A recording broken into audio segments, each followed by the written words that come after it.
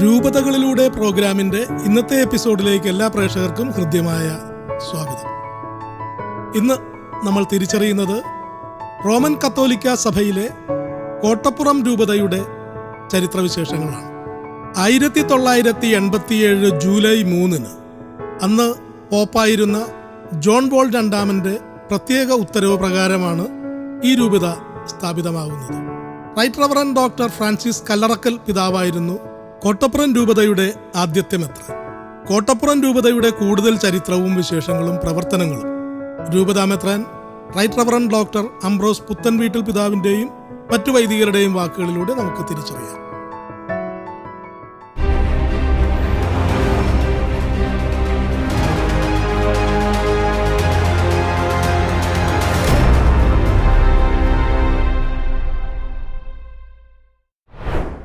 July 3, 1987 Kottappuram രൂപത വരാപ്പുഴ അതിരൂപതയിൽ നിന്നും നമ്മൾ ബൈഫർക്കേറ്റഡ് വിഭജിച്ചാണ് നമ്മൾ ഈ രൂപത സ്ഥാപിച്ചത്. യഥാർത്ഥത്തിൽ തൃശ്ശൂരിൻ്റെയും എറണാകുളത്തിൻ്റെയും ആ അറ്റം ഈ ഭാഗങ്ങളാണ് പ്രധാനമായിട്ടും രൂപതയുടെ ഭാഗങ്ങൾ. പക്ഷേ പാലക്കാടും മലപ്പുറവും ഉൾപ്പെടുന്നുണ്ട്. എന്ന് പറഞ്ഞാൽ 3300 സ്ക്വയർ കിലോമീറ്ററിലേക്ക് കിടക്കുകയാണ്. നമ്മുടെ എണ്ണം പറയുകയാണെങ്കിൽ കൃത്യമായിട്ട് ജനങ്ങൾ ഇപ്പോൾ നമുക്കുള്ളത് കൃത്യം 92,210 ജനങ്ങളുണ്ട്. 24,096 കുടുംബങ്ങൾ. ഇതാണ് നമ്മുടെ ഈ കോട്ടപ്പുറം രൂപതയിലുള്ള ജനങ്ങളെക്കുറിച്ച് പറയുകയാണെങ്കിൽ. 5 ഫൊറോനകളാണ് നമുക്ക് കോട്ടപ്പുറം രൂപതയ്ക്കുള്ളത്. അത് കോട്ടപ്പുറം, പള്ളിപ്പുറം, ഉരുത്തിപ്പുറം, തൃശ്ശൂർ, ഗോതുരുത്ത്, അങ്ങനെ 5 ഫൊറോനകൾ. നമുക്ക് വൈദികർ 119 വൈദികരുണ്ട്. അതിൽ 29ഓളം വൈദികർ പുറത്തുണ്ട്. അതിൽ 4 പേര് പഠിക്കുന്നു. അപ്പോൾ ഇവിടെ ഇനിയിപ്പോൾ നമുക്കുള്ളത് 90 അച്ഛന്മാരാണ് നമുക്കുള്ളത്. അതുപോലെ തന്നെ സന്യാസ ഭവനങ്ങളെക്കുറിച്ച് പറയുകയാണെങ്കിൽ സ്ത്രീകൾക്ക് വേണ്ടിയുള്ള, അതായത് women house, women congregation, religious women, അവരുടെ 46 ഭവനങ്ങളും അതുപോലെ മെൻ കോൺഗ്രിഗേഷൻ്റെ അവരുടെ ഒരു 14 ഭവനങ്ങളും, അങ്ങനെ നമുക്ക് 60 ഭവനങ്ങളാണുള്ളത്. അതെല്ലാം ചേർത്തിട്ട് പറയുകയാണെങ്കിൽ 275ഓളം സിസ്റ്റേഴ്സും അച്ഛന്മാരും അടക്കം നമുക്ക് ഉണ്ട് എന്ന് വേണം പറയാൻ. ഇനി 1987 മുതൽ ഫ്രാൻസിസ് കല്ലറക്കൽ പിതാവാണ് ഈ രൂപതയുടെ ആദ്യത്തെ മെത്രാനായിട്ട് വന്നത്. പിതാവ് വന്നപ്പോൾ മുതൽ അടിസ്ഥാനപരമായ കാര്യങ്ങളൊക്കെ ചെയ്യുവാൻ വേണ്ടിയാണ് പരിശ്രമിച്ചത്. അപ്പോൾ 1987 മുതൽ പിതാവ് ഇങ്ങനെ ജോലി ചെയ്യുമ്പോൾ ഇവിടെ ബിഷപ്സ് ഹൗസ് ഉണ്ടായിരുന്നില്ല. അതുപോലെ തന്നെ കത്തീഡ്രൽ, പള്ളികൾ തന്നെ ഏകദേശം 16 പള്ളികളുണ്ടായിരുന്ന സ്ഥലത്ത് ഇപ്പോഴും നമുക്ക് 46 പള്ളികളും 7 ക്വാസി ഇടവകൾ എന്ന് പറഞ്ഞാൽ ആകെ 51 പള്ളികൾ, ഇടവകൾ നോക്കുന്ന രീതിയിൽ വളർന്നു വന്നത് അഭിവന്യ ഫ്രാൻസിസ് കല്ലറക്കൽ പിതാവിൻ്റെ ആ ഒരു കർമ്മ ധീരത കൊണ്ടാണ്. അപ്പോൾ ഇത് 87 മുതൽ പിതാവ് അങ്ങനെ അജപാലന രംഗത്ത് വളരെ ഭംഗിയായിട്ട് കോട്ടപ്പുറം രൂപത നയിച്ചു. രണ്ടാമതായിട്ട് പിതാവ് അഡ്മിനിസ്ട്രേറ്ററായിട്ട് വരാപ്പുഴ അതിരൂപതയിലേക്ക് പോയപ്പോഴാണ് 2010 കൂടിയാണ് ജോസഫ് കാരിക്കശ്ശേരി പിതാവ് കോട്ടപ്പുറം രൂപതയുടെ സാരഥ്യം ഏറ്റെടുക്കുന്നത്. പിതാവ് വന്നപ്പോൾ പ്രധാനമായിട്ടും ആത്മീയമായ ഒരു അടിസ്ഥാനം ശക്തിപ്പെടുത്താനാണ് പിതാവ് ശ്രമിച്ചത്. 12-13 വർഷത്തോളം പിതാവ് ശക്തമായ നേതൃത്വം കൊടുത്തു. അതിനുശേഷം അലക്സ് പിതാവ് രൂപതയുടെ അഡ്മിനിസ്ട്രേറ്ററായിട്ട് വന്നു. മൂന്നാമത്തെ പിതാവായിട്ട് വരുമ്പോൾ എൻ്റെ ജീവിതത്തിൽ ഞാനൊരു തുടക്കക്കാരൻ എന്ന നിലയിൽ നല്ലൊരു ടീം വർക്ക്, പിന്നെ വൈദികരെല്ലാവരും തന്നെ വളരെ സഹകരണത്തോടെ കൂട്ടായ്മയോടുകൂടി മുന്നോട്ട് പോയിക്കൊണ്ടിരിക്കുകയാണ്. അപ്പോൾ നമ്മുടെ രൂപതയുടെ വളർച്ച എന്ന് പറഞ്ഞു കഴിഞ്ഞാൽ വൈദികരുടെ തന്നെ കൂട്ടായ്മയാണ് ആദ്യമായിട്ട്. ഇവിടെ വൈദികരുടെ കൂട്ടായ്മയുടെ ഒപ്പം തന്നെ നമ്മുടെ അൽമായയെ ശക്തിപ്പെടുത്തുക. നല്ല അൽമായ നേതൃത്വം കോട്ടപ്പുറം രൂപതയ്ക്കുണ്ട്. അവരെ ശക്തീകരിക്കാനുണ്ട്. ഒന്നും കൂടിയൊക്കെ കൂടുതലായിട്ട് മുൻനിരയിൽ അവരെ കൊണ്ടുവരാനുണ്ട്. പിന്നെ യുവജനങ്ങളെ നല്ല രീതിയിലേക്കൊന്ന് കൈപിടിച്ചുയർത്താനും നമ്മുടെ രൂപതയുടെ ഉന്നത ശ്രേണികളിലേക്ക്, അല്ലെങ്കിൽ സമൂഹത്തിൻ്റെ ഉന്നത ശ്രേണികളിലേക്ക് അവരെ ഉയർത്താനായിട്ടുള്ള ഒരു ബാധ്യത കൂടി നമുക്കുണ്ട്. ആത്മീയ ഭൗതിക സാമ്പത്തിക നിലയിലൊക്കെ വളർത്തിക്കൊണ്ടുവരാനായിട്ട് ശ്രമിക്കണം എന്നുള്ളതാണ് ആദ്യമായിട്ട് എനിക്ക് പറയാനുള്ളത്.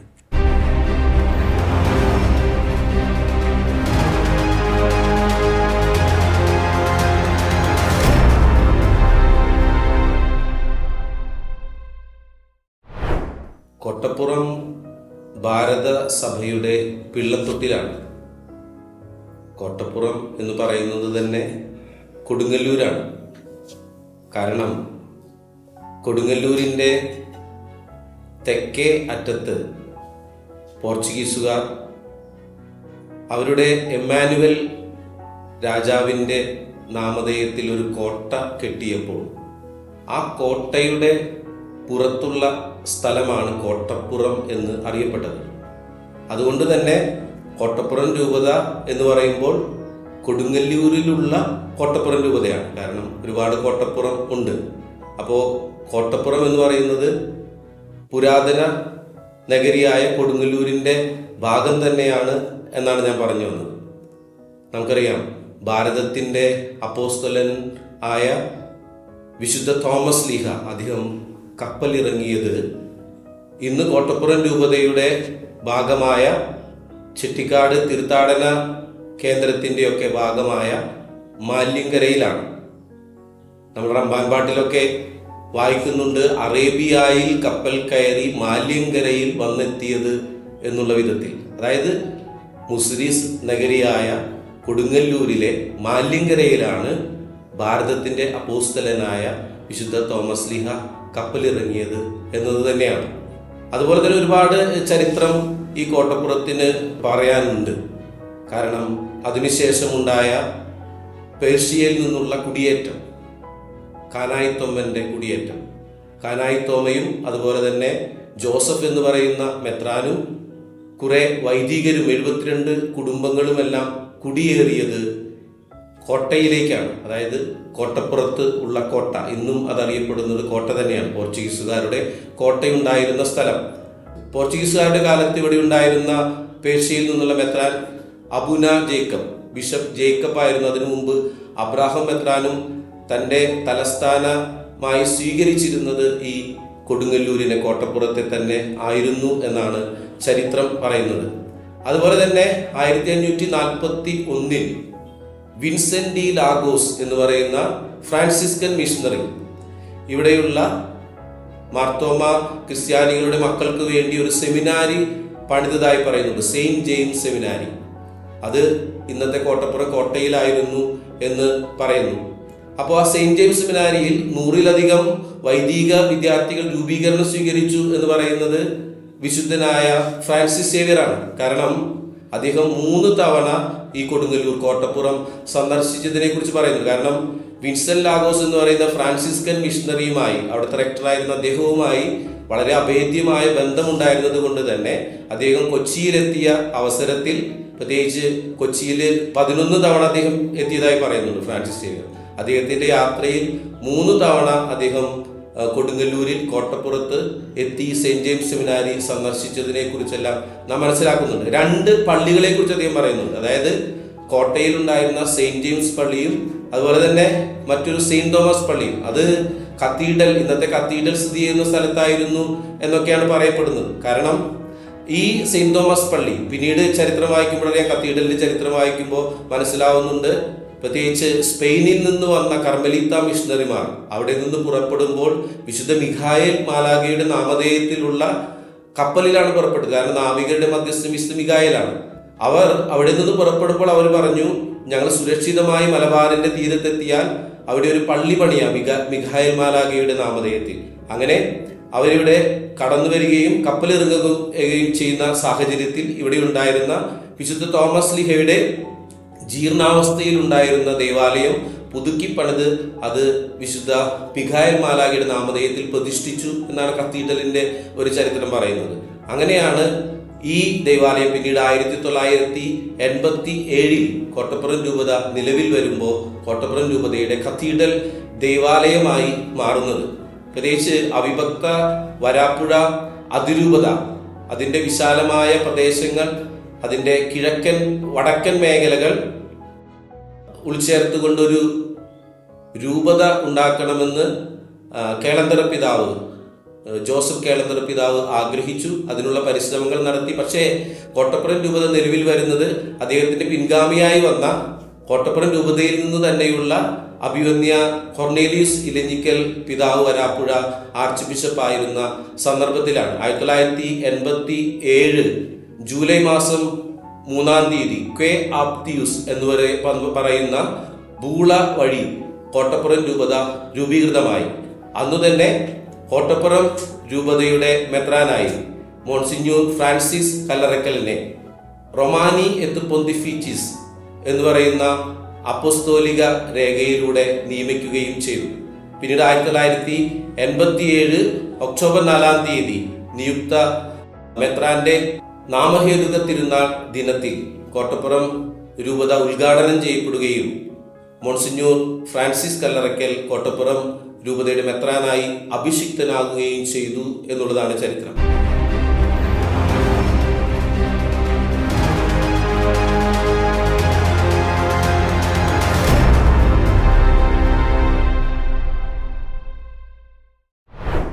രൂപതയുടെ ഭരണ സംവിധാനത്തിൽ അഭിമന്യ പിതാവ് നിർണായകമായിട്ടുള്ള തീരുമാനങ്ങൾ എടുക്കുമ്പോൾ അഭിമന്യ പിതാവിനെ അജപാലനപരമായിട്ടുള്ള കാര്യങ്ങളിൽ സഹായിക്കുന്നതിനായി വികാർ ജനറൽ ബഹുമാനപ്പെട്ട മോൺസിഞ്ഞൂർ റോക്കി റോബി കളത്തിലച്ചനും ചാൻസലർ എന്ന നിലയിൽ രൂപതയുടെ ഔദ്യോഗികമായിട്ടുള്ള രേഖകളുടെയും മറ്റും കസ്റ്റോഡിയൻ നിലയിൽ ഞാനും അതോടൊപ്പം തന്നെ സന്യസ്തരുടെ പ്രത്യേകമായിട്ടുള്ള ചുമതല വഹിക്കുന്ന episcopal vicar Monsignor Sebastian Jacobi അച്ഛനും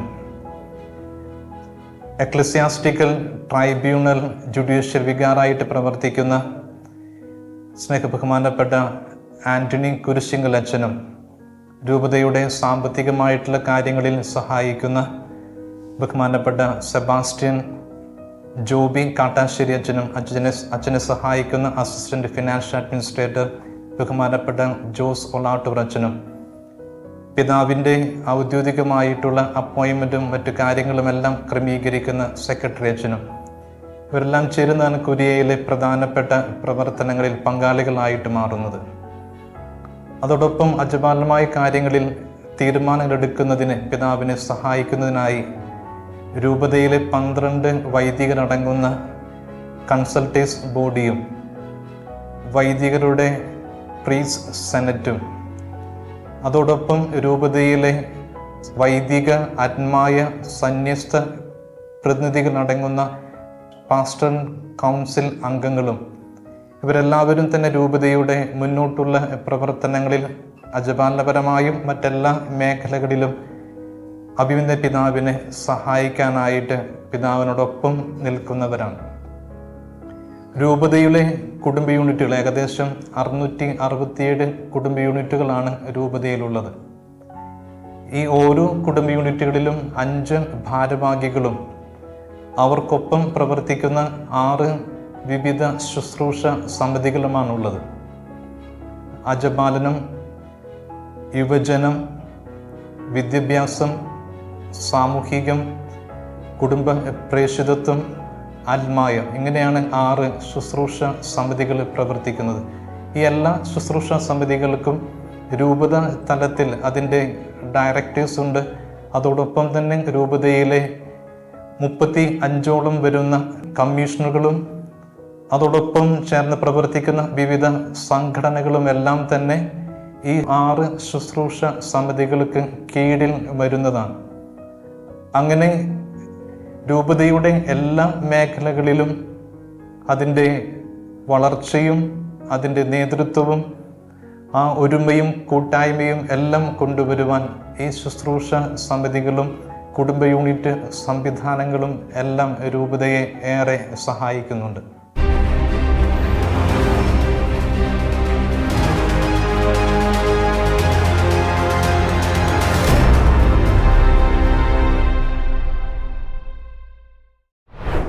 ആയിരത്തി 1987 കോട്ടപ്പുറം രൂപത നിലവിൽ വന്നത് മുതൽ അന്നു മുതൽ കോട്ടപ്പുറം ഇൻ്റഗ്രേറ്റഡ് ഡെവലപ്മെൻറ്റ് സൊസൈറ്റി എന്ന പേരിൽ, കിഡ്സ് എന്ന പേരിൽ ഒരു സോഷ്യൽ സർവീസ് യൂണിറ്റ് രൂപതയുടേതായിട്ടുണ്ട്.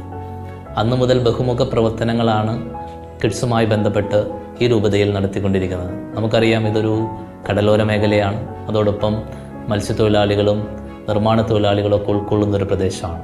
ഇത്തരത്തിലുള്ളൊരു പ്രദേശത്തിൽ വളരെ വ്യക്തമായിട്ടുള്ള ഒരു സ്വാധീനം കൊണ്ടുവരുവാൻ ഈ സോഷ്യൽ സർവീസ് സൊസൈറ്റികളിലൂടെ കഴിഞ്ഞു എന്നുള്ളതാണ് നമുക്ക് പറയാനുള്ളത്.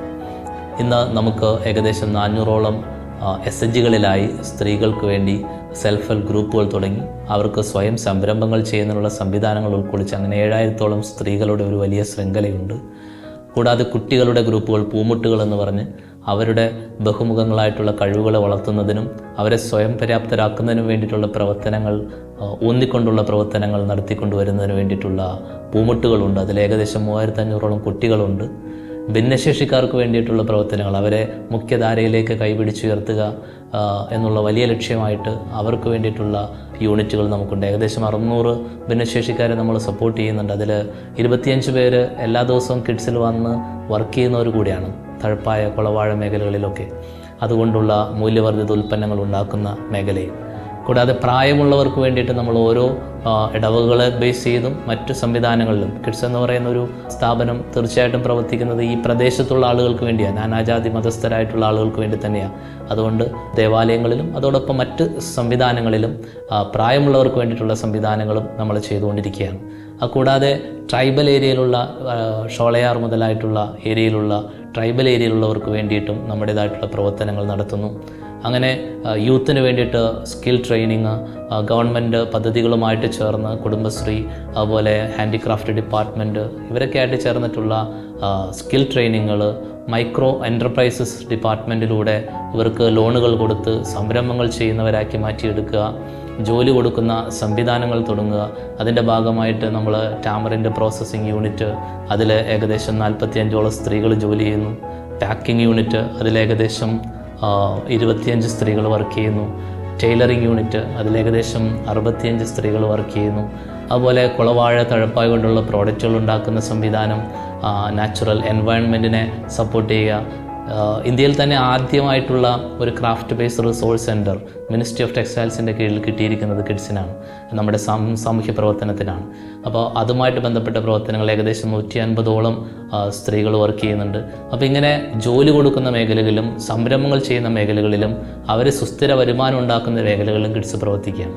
പുരുഷന്മാർക്ക് വേണ്ടിയിട്ട് നമ്മൾ ചെയ്യുന്നൊരു മേഖലയാണ് കേരള ലേബർ മൂവ്മെൻറ്റ്. അത് സംസ്ഥാന ഘടകത്തോട് ചേർന്ന് ഓരോ രൂപതകളും പ്രവർത്തിക്കുന്നതിൻ്റെ ഭാഗമായി നമ്മളും വളരെ ശക്തമായിട്ട് അതിലും പ്രവർത്തിക്കുന്നു.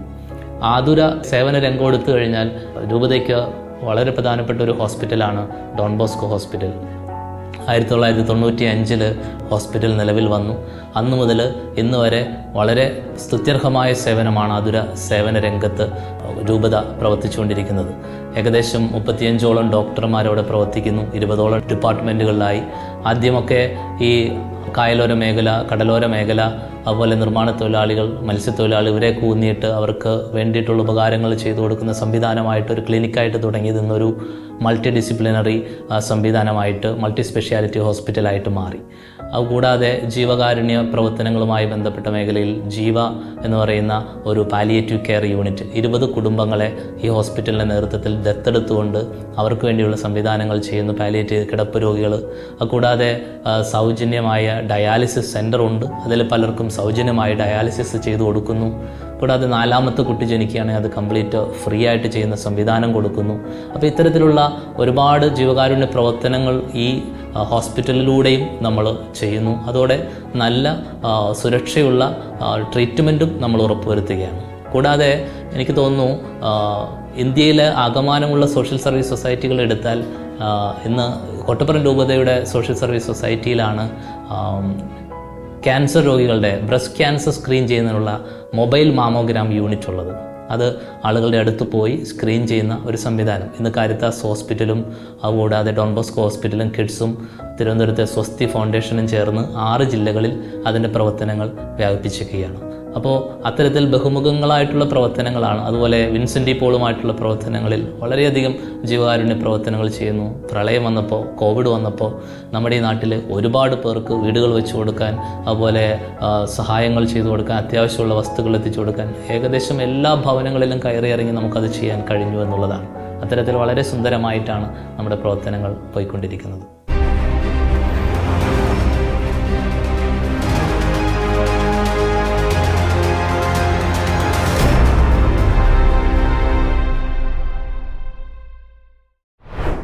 സഭയ്ക്ക് 7 മെത്രാന്മാരെ നൽകാൻ കോട്ടപ്പുറം രൂപതയ്ക്ക് കഴിഞ്ഞിട്ടുണ്ട്.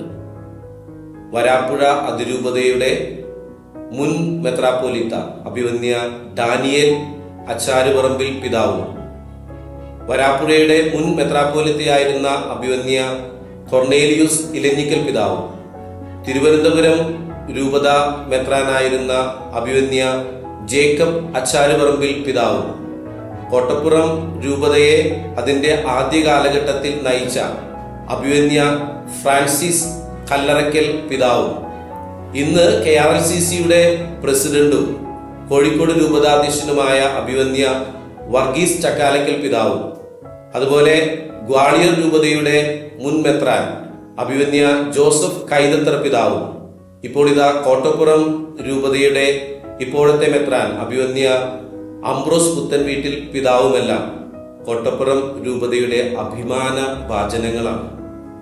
അതുപോലെ തന്നെ 2 ദൈവദാസന്മാർ ഈ രൂപതയിൽ നിന്ന് ഉണ്ടായിട്ടുണ്ട്.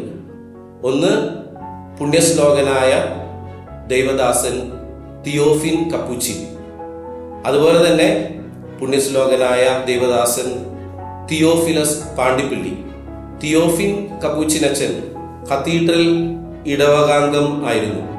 അതുപോലെ തന്നെ പുണ്യശ്ലോകനായ തിയോഫിലസ് പാണ്ടിപ്പിള്ളി അച്ഛൻ അവിഭക്ത പള്ളിപ്പുറം ഇടവകയുടെ അതിർത്തിയിലാണ് അദ്ദേഹം ജനിച്ചത്. ഇപ്പൊ 2 ദൈവദാസന്മാരുണ്ട്. അതുപോലെ തന്നെ വിജയപുരം രൂപതയെ കുറിച്ച് പറയുമ്പോൾ സാധാരണയായി പറയാറുണ്ട്, വിജയപുരം രൂപതയുടെ ശില്പിയായി പറയപ്പെടുന്നത് ബ്രദർ റോക്കി പാലക്കലാണ്, കർമ്മലീത്ത മിഷണറി ആയിരുന്ന. അദ്ദേഹവും കോട്ടപ്പുറം രൂപതയിലെ പള്ളിപ്പുറം ഇടവകാംഗമാണ് എന്നുള്ളത് കോട്ടപ്പുറം രൂപതയ്ക്ക് വളരെ അഭിമാനകരമായ കാര്യമാണ്.